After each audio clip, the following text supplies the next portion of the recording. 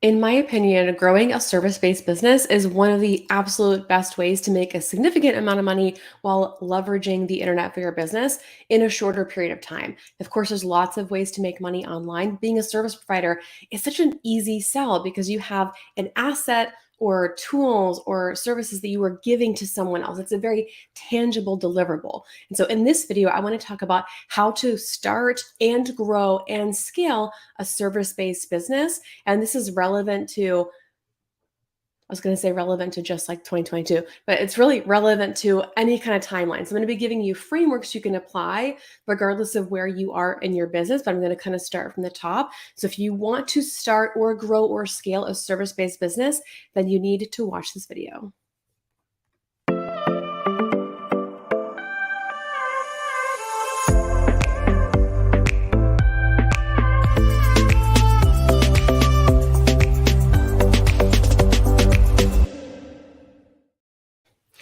Now, I have some notes here that I'm going to be looking at. So if you see my eyes kind of going back and forth, it's just because I'm referencing my notes. I like to do these training videos live instead of like pre-recorded and edited. So they're not perfect, but you get them really, really fast and you get a lot of them. So the first step to like growing a service-based business is I want you to release, and this depends on where you are in your business. So if you are established in your service-based business already, then this first step you might want to like skim over. But generally speaking, I want you to start your service-based business without a super defined niche. And this I feel like is opposite of what a lot of people are teaching. If you just look up generic lists and generic blog posts. But let me tell you why I want you to start without a super defined niche. I feel like one of the benefits, like I said in the introduction, is services, unlike coaching or even courses, I feel like services most easily sell themselves because people understand what they're getting. They know that you are freeing up their time. They know that they're getting, like if you're a social media manager, they're getting a social media post and schedule without having to do it themselves, right? Whereas with coaching or courses, the result of those, it takes a little bit more sophisticated communication to understand what the result of that will be. That said, it's really easy to get started in a service-based business because you can say, I'm doing this thing that's going to remove this thing off your plate. Are you interested in it? And so as long as you can tie it to a need that somebody has, like if you're selling a service that nobody needs, well, that's a little bit of a different story. It should be a pretty easy sell to get started in selling services. So when you're first starting, though, what you don't know is you don't know what you're really great at. Maybe you do know. And if you do, you can probably skip to step two, or step three rather. You don't know what you're really going to be obsessed with. You don't know where your true interest lies. You don't know what you're going to get tired of. You don't know what takes a lot of your creative energy and what is something that you can do over and over and over again. So for example, I have a client who has a business where she's running Facebook ads for people, and she also has done social media and blogging and SEO and a few other things. However, once she got going, what she realized was even though she really loves copywriting and strategy, that takes up a lot of brain space. And so when she's managing a toddler at home on a schedule that she can't really control, she has to limit the amount of copywriting projects that she does. However, Facebook ads require a lot more strategy, data, analytics, and that doesn't take up as much brain space for her. And so she can take on more of those Facebook ads clients. And so early on in your business, though, you may not know that. And so I recommend not niching down in the beginning until you figure out your own workflow, your own passions, the results you most consistently provide, etc.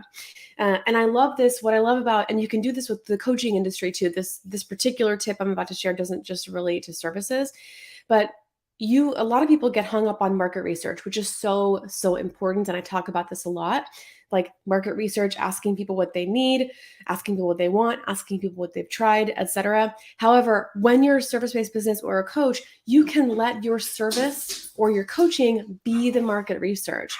You can let experience be the validation. You can let experience narrow down what you're doing. And so that's why in the beginning, I don't want you to get hung up on niche. I just want you to announce to the world what you're doing. And that leads to step number two.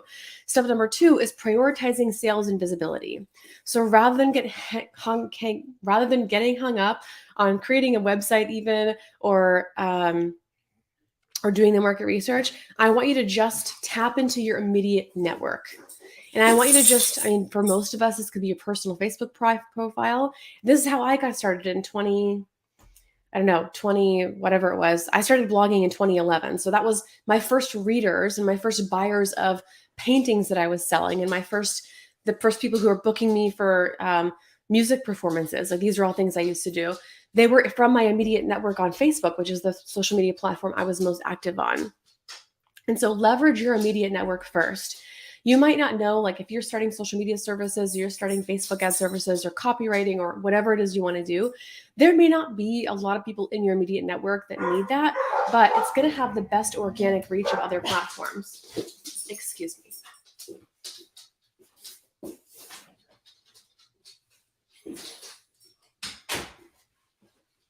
This is the downside of going live. Things happen. So I want you to use your immediate network. You can start with your services. You can start with just a low cost and or hourly rate. I don't recommend hourly rates for services in the long term, but starting out this way, again, is a great way to just get some experience, dip your toes in the water, figure out what you love, get some results. You can start out doing your services for free. I'm not obsessed with that idea, but I would say the less confident you are in what you're doing, the more you might want to dip your toes in with lower cost services or even free services just to get the experience and the confidence. That said, you can charge right out of the gate. I don't really recommend that you do things for free because people tend not to value it or take it seriously. And if they don't value it or take it seriously, you're not going to get the results you want. So that is your main priority right now, is not obsessing over niche or website or having a great brand, any of those things. The only thing that matters is that you loosely decide a set of things that you can sell, and then you just start selling them. And this is the phase of your business where you're hunting. I like to talk about in your service-based businesses and coaching, you kind of have a part of your marketing that's hunting and a part of your marketing that is gardening. Hunting is proactively going out and finding the people and the clients. And that is required early on in your business if you want sales and you don't have a large audience yet. Hunting is the best way to curate your visibility in a short period of time. Gardening, however, while it doesn't necessarily reap any short-term rewards, so gardening would be things like making YouTube videos or blogging, things that take time to build up, you want to focus on those tasks as well eventually, because eventually you don't want to have to rely on hunting all the time in your business. That's probably a whole other video that I could make. So step number 3, now it's time to focus your marketing in a specialty once you're somewhat established. So now that you've put yourself out there, you've done some hunting, you're doing some work for people, you're starting to notice what results you get, what you enjoy, what feels energizing to you, and what drains your energy. Now it's time to think about, how can I specialize a little bit? The benefit to specializing is that even though you can still do a bunch of different things, my client who's primarily focused on doing Facebook ads for people, she still does copywriting, SEO, social media, Pinterest, a bunch of other things. She still does all those things, but now they're in her back pocket. She leads with the Facebook ads. And the reason why this is helpful, the reason why choosing a front-facing specialty is helpful, is because it helps people to connect with what you're doing a little bit easier and faster. If I just say, like, I'm a virtual assistant for people who have online businesses, that's fine. You can definitely start that way, but it's a little bit hard for people to connect to what you're really doing. If I'm a coach and I know that I need a VA, a virtual assistant, I'm probably looking for a specific set of skills. And so if I'm looking for someone and they say that they're generic and they do everything, I'm not going to trust their skill set as much as someone who says, I do the thing that you need. So being able to specialize eventually is really helpful from a messaging and marketing perspective, but it is not required in the beginning. And it doesn't mean you can't do a bunch of things.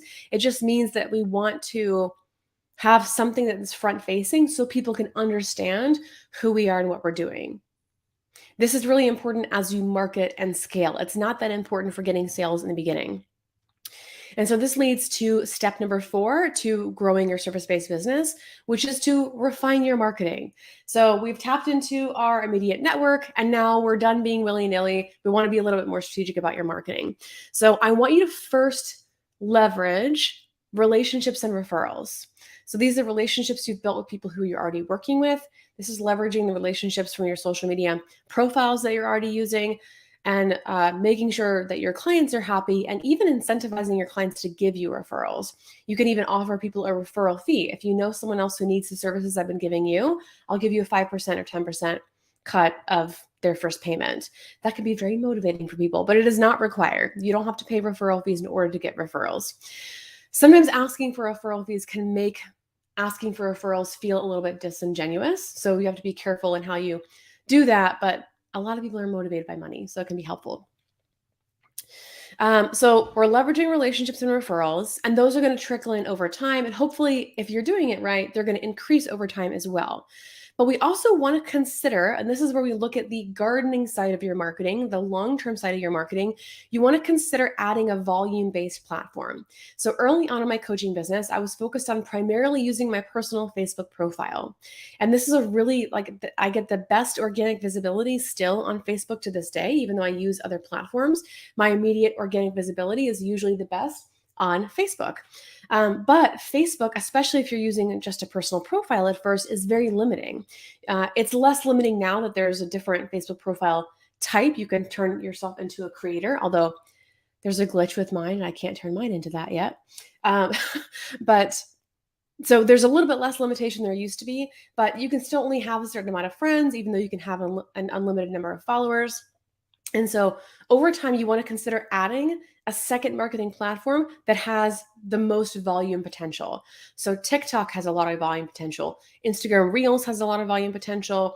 YouTube has volume potential. Blogging has volume potential. When I say volume potential, I mean like the sky is the limit to your virality and traffic over time. So in addition to using like either your personal Instagram, personal Facebook, or whatever it is you're using initially, I want you to add on a volume-based platform for your gardening strategy long-term. In the description of this video, I will link an article, and I'll just tell you the link to this now. It's pretty easy. It's contenthacker.com/content-length. And in that article, it was such a great article on long form content versus short form content. So for most of 2022, I've been really focused on Instagram. I've seen my Instagram grow. I'm getting traffic from Instagram. I think I'm getting some of my coaching sales from Instagram, although I think most of my Instagram content is more geared towards like nurturing. I don't know if I'm getting as many sales from it as like nurturing people before the sale. But after I read this article, a lot of my high quality leads come from blog posts that I wrote before 2022. And so for 2023, I'm focused on more longer form content, more videos like this, more blog content. And this article kind of validates what I was feeling about my marketing, which is that the longer form content tends to result in sales more reliably than short form content. You can get 1 billion views on TikTok and only get paid about $1,000. And this article explains that. There was a study, just this one company, so one case study where they looked at all of their sales and where they came from and found that overwhelmingly their sales were coming from their long form content. And so you can assess this for your particular niche and your own passion, right? So if you don't want to blog, then you probably shouldn't become a blogger. But after you have loosely decided what your specialty is, then it's time to really refine your marketing because you'll have a more unified message. Step number 5 in growing your service-based business is creating leverage and scale. And you can even do this earlier than this step. But once I feel like you have your marketing nailed down, once you've made some money, once you've loosely decided on your specialty, you can really create leverage and scale. So what is leverage?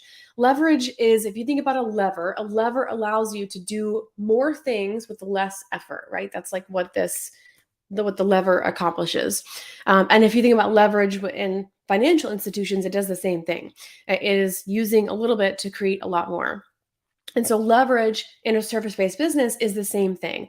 How can I make more money without working more? How can I restructure my offer so I can make more money without me personally working more? And there's several ways you can create leverage. One is with systems, right? So every time you get a new client, you probably send a welcome email, a contract, you gather a lot of information about what they need, and then you start implementing the plan for what they need done. You can systematize so much of that by automating emails, which is like the main thing, creating forms instead of having conversations with them, sending them a calendar link to get in your calendar instead of going back and forth via email. These are just some examples of tools you can use to reduce how much you're personally doing. So systems are a great way to create leverage and scale, especially with your onboarding. Another way to create leverage and scale is by leveraging teams. So, with a service based business, one of the ways that you can scale is by hiring more people. And so, this allows you to be able to take on more clients without having to do more of the work yourself. This brings me to a really important point, though, which is when you have a service based business, you have to have margin in your pricing. We didn't really worry too much about margin in your pricing when you first got started. We're thinking you can make $20 an hour, $30 an hour, go up to $100 an hour, go up to $200 an hour, and you can try any of those price points, whatever feels good for you. We're not really worried about leverage because you're doing all the work right now. So every time you do work, you get money. However, once you start hiring and using more systems and more tools, you have to start thinking about margin. Okay, so if I'm only charging $35 an hour for my services and I need to hire someone under me, can I find someone skilled enough who's getting paid less than $35 an hour? That is hard to do. So when you start looking at scaling, you probably need to create more margin in your pricing. And there's two ways to do this. One is simply to charge more per hour. I mostly coach. I don't do a lot of services at all, but I do have one client that I do services for where I'm charging $250 an hour for the services. That feels worth it to her because I know the inside of her business. I was her former coach. She doesn't want to have to hire someone else. And I also work really fast. So even though I charge a lot per hour, I'm not nickel and diming her about things. And I also have another former client who was charging $200 per hour. She's a multiple six-figure entrepreneur that was working really well for her. But you don't have to charge $200 an hour to have some margin. You can be charging $75 an hour and then find someone who can work for $20 to $50 an hour. And every hour they're working, you're making $20 without having to work. That's how margin can work and build into your pricing. Now, this brings me to another point, which is instead of doing hourly pricing, which can feel a little bit nickel and dimey to your clients, you might consider moving to packages, especially now that you have specialized. Packages allow you to provide more value to people without having to nickel and dime based on hourly projects and tasks. So, for example, with Facebook ads, sure, you can invoice people hourly for working on the ads, but generally speaking, you're going to want to charge a project price for managing it per month and a setup fee. And this is really easy to do with a service-based business because often you're providing what feel like assets, right? Do I have anything else to say? So normal, and if you're going to do smaller packages or charge hourly, this is the last thing I'll say about creating leverage and scale. 1 hour of your time should always be the most expensive. So the client who's paying me $250 an hour, she doesn't want to commit to any kind of packages. And so, but if she were to say, I want to hire you for 10 hours a month, I might be willing to reduce that hourly rate because now I have consistent income coming in. That feels worth it to me. So if somebody has a tiny little project, writing one blog post, that's going to be an expensive blog post. If they want to commit to having a one blog post every single month, give them a price break and put them on recurring billing. So that's all I'll say about creating leverage and scale, and just comment below if you have any questions because I feel like I chatted about that for a long time. Number 6, we have a niche. We have marketing. We have clients. We've created leverage. Now it's time to think about possibly diversifying or stacking your income. Now, just because you're a service provider doesn't mean that being a service provider is the only source of income you need. It's also okay if you only want to do that. If you only want to just continue to grow out your service provider business, it would be very easy for you to get to multiple 6 figures and 7 figures with that one business, as long as you're producing systems and leverage in your pricing. But it can be really fun and really helpful to diversify your income at this point. So as a service provider, there are several ways you can stack your income. You can create courses, right? So somebody gets on the phone with you and they can't afford your services. Well, you can do it yourself and just buy this course. And we can give you some consulting access for that as well. Courses could be a great downsell if you're a service provider. Another thing you can do is consider coaching and consulting. So I'm not going to do it for you, but I'll teach you how to do it. Now, keep in mind with the coaching and consulting, because you're working yourself out of a job, you might consider charging more for the coaching and consulting, right? So, as a service provider, when somebody needs the service, you're getting recurring income as long as they need the service. Whereas with coaching and consulting, you're empowering somebody to be able to do it themselves or empowering their team. So, probably you're going to want to charge more for the coaching and consulting. And also, the benefit to you is that you don't have to do that work, but that could be another way to diversify your income.